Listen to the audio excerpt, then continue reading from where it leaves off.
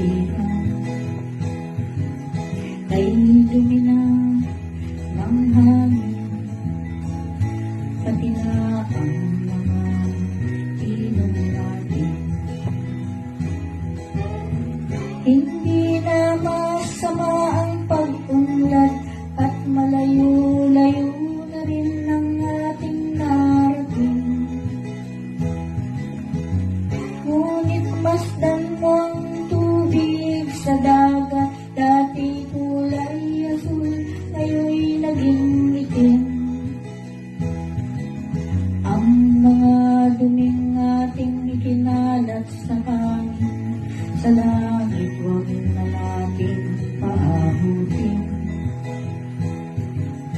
Upang kung tayo'y pumanaw na sa diwang hangin, sa langit na lang natin matitikman.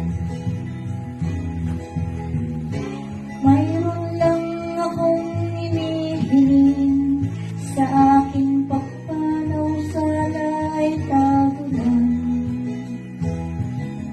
Gitara ko ay aking dadalhin, upang sa ulap na lang tayo magkantahan.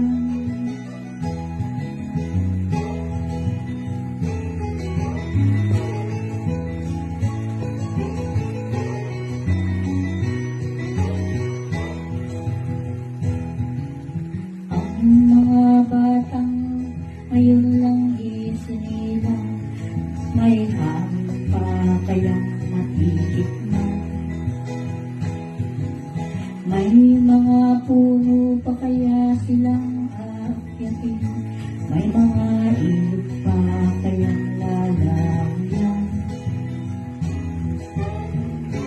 Bakit di natin pag-isipang ang nangyayari sa ating kapaligiran?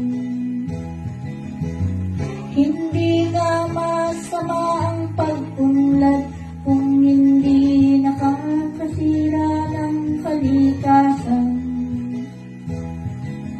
Darating ang panahon, mga ibong galak ay wala nang madadapuan. Masdan mo ang mga punong dati ay kay tatat, ngayon'y namamatay dahil sa ating kalukuhan. Lahat ng bagay na narito sa lupa, biyayang galing sa Diyos kahit nang ika'y wala pa. Ingatan natin at huwag nang sirain pa, pagkat sa kanyang ginawi tayo'y mawawala na. Mayroon lang akong hinihiling, sa aking pagpanaw sana'y tagulan. Gitara ko ay aking dadalhin, upang sa ulap na lang tayo